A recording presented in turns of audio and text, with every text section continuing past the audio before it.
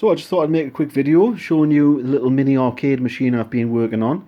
It's taken up quite a bit of my time lately, probably been on with it for about 2 months now, but it's pretty much nearly finished. Only thing I need to work on now is getting this little thing stuck down at the back. This is just to prevent the back from falling apart. So what this is, it's called an Arcadie. It's meant to have a little iPad mini slotted inside it, which then interfaces up with these controls on the front. But what I've done instead is I've put a Raspberry Pi Zero in there, running RetroPie, and a little 5-inch screen, and little speakers in there and whatnot, you know. So just made like a little mini arcade machine basically. So yeah, the only thing I had to do with putting the screen in, I'll show you here. So this is the screen here. Now, here's the HDMI that comes out of it into the Pi Zero here, and I've had to cut away all of the back to allow all the other electronics, like the sound amplifier and a USB hub there down the back, power switch on the back here. I had to cut all the original back out of it, which held a little release mechanism, a little catch up here. So I don't have that anymore, unfortunately, so the back no longer stays on. So I tried putting some command strips on there, which is this here, and on the underside there, but it doesn't quite work out very well. It doesn't lock into place very well, so it's constantly falling off. So what I'm probably going to try is some magnets, something like that. I don't know. I've got until Christmas to sort it out, because this is a little present for my son for Christmas. So yeah, so it runs off a battery. So this is just a normal power bank which you would use for charging your mobile phone.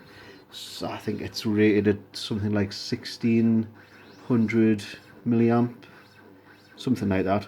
It's got a very good battery life on it. I've been using it for hours and it's only down to 2 bars still, so that's good. As you can see, it's mounted upside down.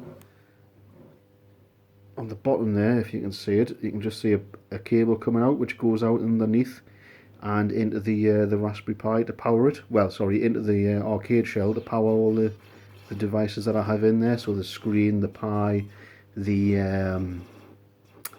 sound amplifier, that sort of thing. Nice and discreet though, and it actually doesn't work out too bad.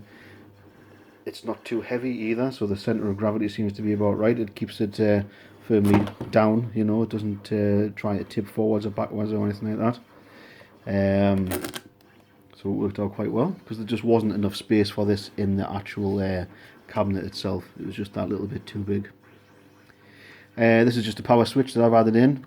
It's an isolator switch for everything basically, so that powers the screen, the Pi, and the sound amplifier that's in there. And speaking of the sound amplifier, this is the volume control here. So it clicks off and turns up.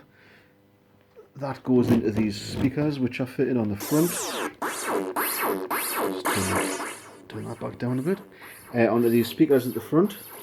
Now they're really loud. They're only about 3 or 5 watts. I can't remember exactly. But they're very loud for what the little machine is.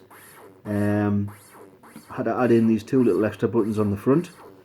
They weren't originally there, so this is like your select or coin button, and this is your start button. And originally this came with only 2 buttons on the control panel, so this is the original joystick. It originally only came with 2 buttons on there, A and B, but I wanted to have a little bit more scope for more games than that, so I've went out and bought one of these little mini 3-button combo buttons, if you like. So it gives you 3 buttons in the space of, well, a bit more than the space of 1 to be fair, but you know, it takes the size of a 28mm hole underneath. So I drilled that in, it was literally, it just fits. So there's 3 big micro switches, 1 for each button, normal size ones underneath, but it just fits inside the cabinet if you bend the terminals back, so that was good. It sticks out a little bit, but it doesn't really matter. You can't really tell why they're playing. It doesn't get in the way of the screen or anything like that. So yeah, that worked out quite well. Custom little stickers on here for him. That's my son's called Joseph, obviously. This is a bit of perspex that's underneath here, and that was my intention was obviously that would stick down, but the command strip just doesn't work on there, as you can see. So I need to put some magnets or something on there to sort that out. But yeah, overall quite happy with how it's turned out. It's pretty much finished once I can get that the back bit sorted out there, and I just need to sort out the MAME emulator on there. For some reason the MAME for all isn't working on it. Need to look into that, and I need to set up the Final Burn Alpha emulator. I'm not too sure whether I'm bothering or not. My son's only 3 years old, so he'll not be able to get the full extent out of it anyway. He's not going to notice if there's some emulators missing, of course. So yeah, so without further ado, I'm going to turn this up, see how loud it is. It does have a little bit of interference there. Probably sounds worse. I might put a ground loop isolator in if I can fit one in. But yeah, there's just the slightest little bit of interference on there. It was only a cheap amplifier, so when you turn it up loud without any music playing, you can hear it. But once there's some sound coming out of it, you can't notice it at all. So yeah, I shall turn it up and have a shot on Hellfire. Now, I won't be very good with one hand, of course.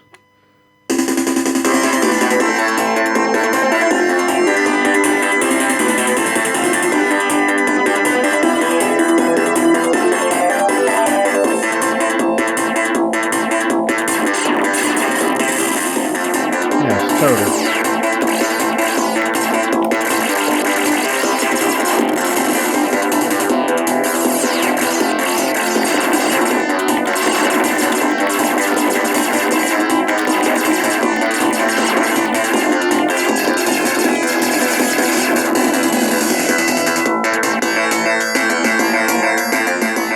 Yeah, maybe that was the wrong game to pick. So just pressing them two buttons together is going to exit out. Oh, and I did put this pint of Guinness here just so you could see how small it actually was there. Rather small.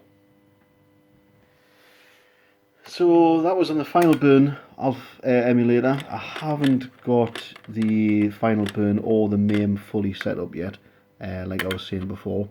But some of the games are running. So if I go down to say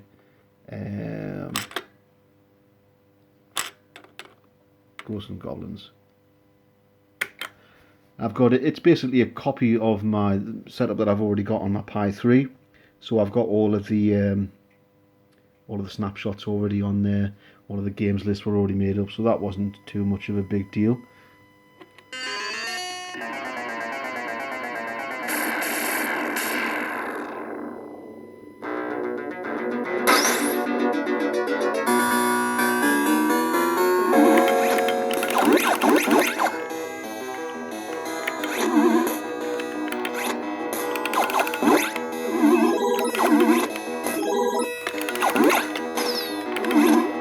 Yeah, it's pretty hard to play with one hand.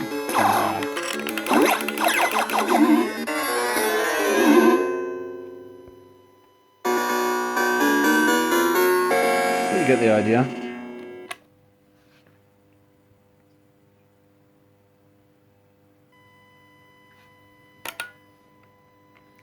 So I've got MAME on there. I've got my camera focus. There we go. I've got Master System, Mega Drive, Nintendo, NES, PC Engine, SG-1000, SNES, Atari 2600, Atari 7800, Atari Lynx, Final Burn Alpha, Game Gear, Game Boy Advance, Game Boy Color, and MAME.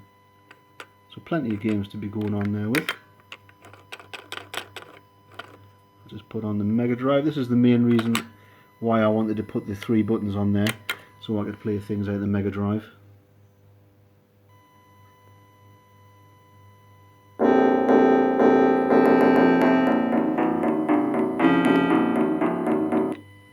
Rise from your grave.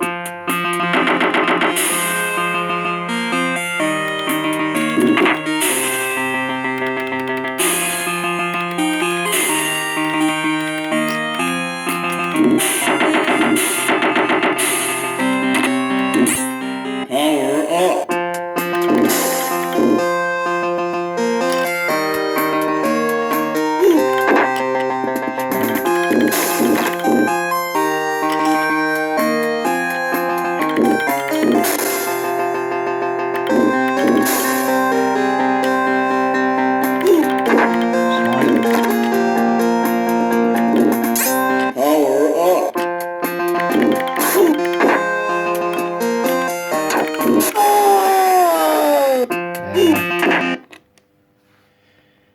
very good with one hand. So that's about it really. Yeah, so if you have any questions at all on this, just give us a shout, you know, I'll help out if I can. These are good little cabinets to try out on because they're only about £9 on Amazon at the moment, so I grabbed myself a couple. I had tried to make my own decals for the side using just a normal printer with sticky photo paper, but I'm a bit clumsy. I couldn't quite cut them out properly around the edges like they are on here, but I did manage to do the marquee with my son's name on there, so that worked out alright. Yeah, so for £9, it couldn't go wrong. I bought a couple of them just so I could get used to it, and this is the final result. Once I get that back sorted out, and I sort out the MAME and final burn off for emulators, then that'll pretty much be it. It'll all be done. So yeah, any questions? If you are interested in trying to make this out yourself, or you're wondering what parts I might have used inside, just give us a shout and I'll try and help out. Cheers.